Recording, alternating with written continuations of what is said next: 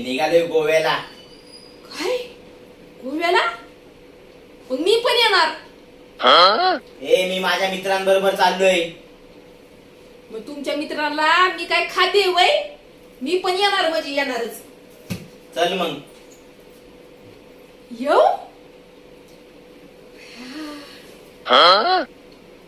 पण माझ्याकडं चांगली साडी नाही ना हो घालायला.